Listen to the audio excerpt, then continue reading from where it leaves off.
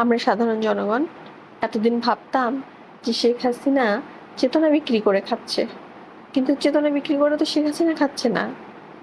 চেতনা আমাদের ঘুমিয়েছিল, আমাদের চেতনা এখন জেগেছে। 2024 সালে যে ঘটনাটা ঘটেছে, এটা যদি না ঘটতো, আজকে যে পরিস্থিতি, যে পর্যায়ে আছি, এগুলো যদি না হতো তাহলে আমরা কখনোই বুঝতাম না। নতুন প্রজন্ম তো বুঝতোই না, কারণ নতুন প্রজন্মকে 1971, 1952 মানে সব কিছু মিলিয়ে ভুল ধারণা দেওয়া হয়েছে। এখন যদি আমি সাধারণ একটা যদি ভালো কথাও বলি, আমি দেখেছি সোশ্যাল মিডিয়াতে কথা বলে, সে যেখানেই বলি, কথায় কথায় ওরা বলবে রাতের রানী, অমুকের অমুক, তমুকের তমুক। তখন মেজাজটা খারাপ হয় না? তখন বলা হয় না যে তাহলে তোর মা ছিল এটা, এই জন্য তুই বুঝতেছিস এরকম হয় মানুষ। তোর মা যদি না থাকতো তোর মতো একটা বেজন্মা পয়দা করতো না তো। তো যাই হোক, মানে রাগ যখন হয় তখন এই ধরনের কথা বলতে হয়, মানে বাধ্য হই বলতে, বলতে হয় না, বলতে বাধ্য হই এবং ওরা বাধ্য করে আমাদের বলতে।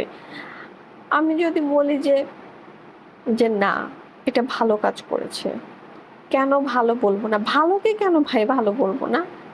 খারাপ অবশ্যই আছে, ভালো মন্দ দুটো নিয়েই একটা মানুষ সকলের মন জয় করতে পারে না, এটাই বাস্তবতা।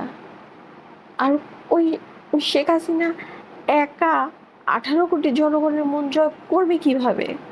কারণ তিনি যে মন জয় করবে, যাদেরকে নিয়ে মন জয় করার কাজটা করবে, তার কাছ থেকে মন জয় করার জিনিসটা আস্তে আস্তে ওই যে ওই লোকটা আছে যার মন জয় করবে, তার কাছে সে জিনিসটা যেতে যেতে যেতে কমতে কমতে কমতে, সেই জিনিসগুলো কমতে কমতে এতটুকু হয়ে যায় যেটা দিয়ে মন জয় করা যায় না।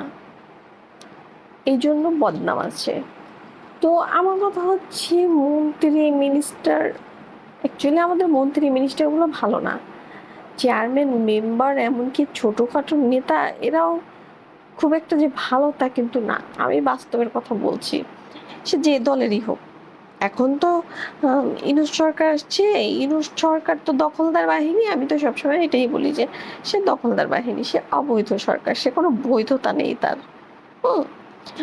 তো ওরা তো আসার পরে সকল গরিব মানুষের টাকা দেওয়া বন্ধই করে দিছে। শেখ হাসিনা তো বছরে 2 বার দিত,